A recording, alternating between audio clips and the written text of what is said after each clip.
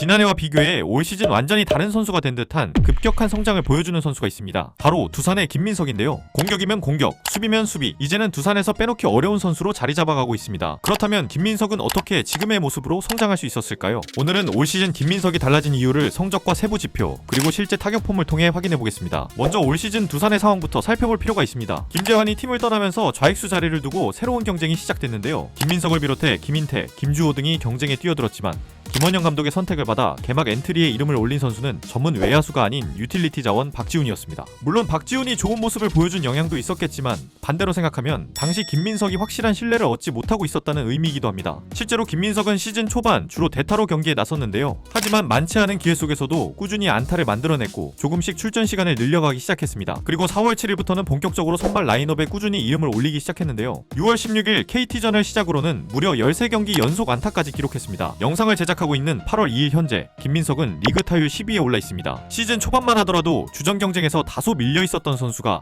이제는 리그 타율 상위권에 이름을 올리고 있는 것이죠. 그렇다면 김민석의 성적은 지난해와 비교해 얼마나 좋아진 것일까요? 김민석의 기존 커리어 하이 시즌은 데뷔 첫 해였던 23시즌이었습니다. 당시 타율 2할 오픈 5리, OPS 0.652를 기록했는데요. 올 시즌에는 타율 3할 1푼 5리, OPS 0.813을 기록하며 완전히 다른 타자로 거듭났습니다. 단순히 타율만 오른 것이 아닙니다. 출루와 장타 생산까지 함께 좋아지면서 타자로서의 전체적인 생산력이 크게 상승했는데요. 가장 먼저 눈에 띄는 부분은 삼진이 크게 줄었다는 점입니다. 연도별 기록을 살펴보면 23시즌에는 112개의 삼진을 당했고 지난해엔 62개의 삼진을 기록했습니다. 반면 올 시즌에는 305타수에 들어서는 동안 삼진이 61개에 불과한데 지난해보다 70타수 이상 늘었는데도 삼진 수는 거의 비슷한 수준인 것이죠.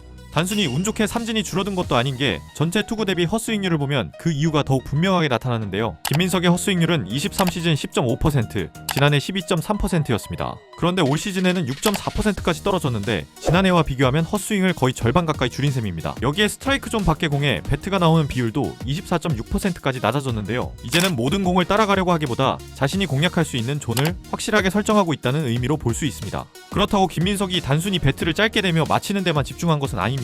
오히려 자신이 설정한 존 안으로 들어온 공에는 더욱 강하게 스윙하고 있는데 그 결과 평균 타구 속도는 지난해 시속 135km에서 올 시즌 142km까지 상승했습니다. 헛스윙과 불필요한 스윙은 줄었는데 정작 공을 맞췄을 때의 타구 속도는 더욱 빨라진 것이죠.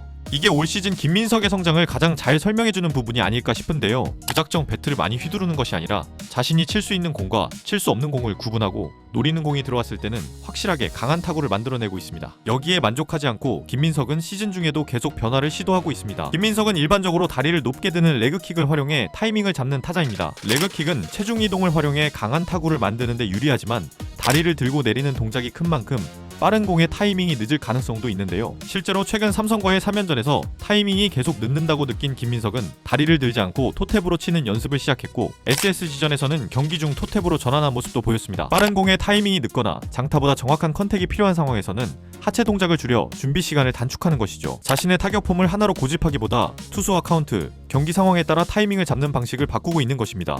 결국 올 시즌 김민석의 성장은 단순히 타격감이 좋아졌거나 자신감을 얻었기 때문만 아니라 끊임없이 노력하면서 얻어낸 결과라고 할 수 있습니다. 지난해까지는 좋은 재능을 가지고 있지만 타석에서는 다소 거친 모습을 보여주는 선수였다면 올해는 자신이 어떤 공을 어떻게 쳐야 하는지 확실히 알고 있는 타자로 변해가고 있는 것이죠. 이제는 수비에서 달라진 부분을 이야기해보겠습니다. 개인적으로 김민석에게 가장 큰 문제는 공격보다 수비라고 생각했는데요. 실제로 제가 경기를 직접 보러 갔을 때도 충분히 잡을 수 있어 보였던 타구를 놓친 뒤 문책성으로 교체되는 모습을 본 적이 있습니다.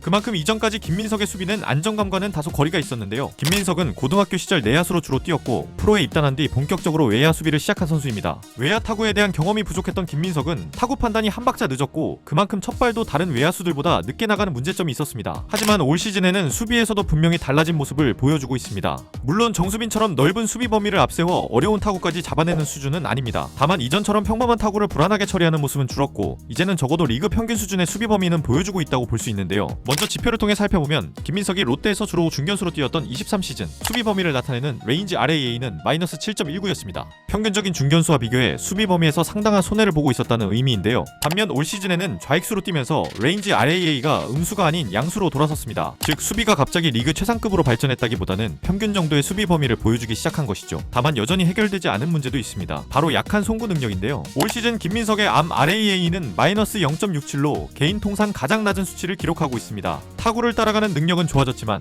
포구 이후 주자의 추가 진루를 막거나 강한 송구로 아웃을 만들어내는 능력은 여전히 약점으로 남아있는 것입니다. 물론 지금의 성적과 수비 지표가 시즌 끝까지 그대로 이어진다고 장담할 수는 없습니다. 여기에 약점으로 남아있는 송구 능력까지 보완한다면 김민석은 단순한 주전 외야수를 넘어 두산의 중심 선수로 자리 잡을 수도 있지 않을까요?